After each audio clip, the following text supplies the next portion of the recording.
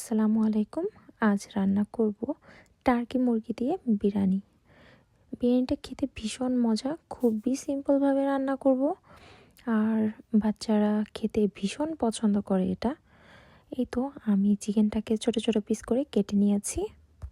একটা প্যান নিয়ে নিয়েছি, তাতে পর্যাপ্ত পরিমাণ তেল দিয়ে গরম মশলা দিয়ে দিয়েছি আর পেঁয়াজ কুচি দিয়ে দিয়েছি। এটা লাল লাল করে একটু ভেজে তারপর এর মধ্যে পানি দিয়ে দিয়েছি যেন মশলাটা না পুড়ে যায়। এখন সব মশলা দিয়ে দিব, আদা পেস্ট, রসুন পেস্ট, মরিচ, ধনিয়া, জিরা, আর আমি এখানে ঘরে বানানো বিরিয়ানি মশলাটা ইউজ করতেছি, আর লবণ দিয়ে দিচ্ছি। দিয়ে মশলাটাকে সুন্দরভাবে কষিয়ে নিব, আর সাথে টক দইও দিয়ে দিব।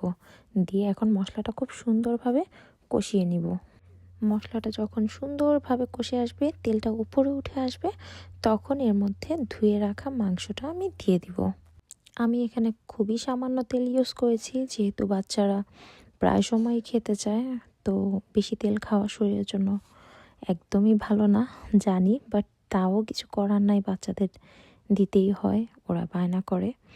তো মাংসটা যেহেতু একটু শক্ত, আমি এটা মিডিয়াম আঁচে দিয়ে খুব সুন্দরভাবে আস্তে আস্তে রান্না করে নিব।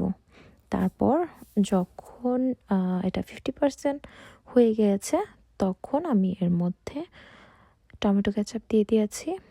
দিয়ে চালটা সুন্দরভাবে ধুয়ে রেখে পরিষ্কার করে রেখেছিলাম, ওটা দিয়ে দিয়েছি। এখন এর মধ্যে দুধ আর পর্যাপ্ত পরিমাণ পানি দিয়ে আমি এটাকে ঢেকে দেব। চুলার ফ্লেমটা একদম লো করে দিব, আর আমি এটা 80% হওয়া পর্যন্ত অপেক্ষা করব। যখন 80% হয়ে আসবে, তখন এর মধ্যে কাঁচামরিচ দিয়ে আবার দমে দিয়ে দিব 30 মিনিটসের জন্য। এই তো রেডি হয়ে গেল আমার মজাদার বিরিয়ানি। খেতে অনেক বেশি মজা, তবে একটাই শুধু ঝামেলা হয়, টার্কি মুরগি অনেক শক্ত হয়ে থাকে, তাই সময়টা অনেক বেশি নেয়। আমার বাচ্চাদের তো আর তর সইছিল না, আমি রান্না শেষ না করতেই ওদের প্লেটে তুলে দিতে হয়েছে। এই তো আমার বড় মেয়ের জন্য বেড়ে দিচ্ছিলাম। এই তো সবাই ট্রাই করে দেখবেন, অনেক বেশি মজা হয়। সবাই ভালো থাকবেন, সুস্থ থাকবেন। আল্লাহ হাফেজ।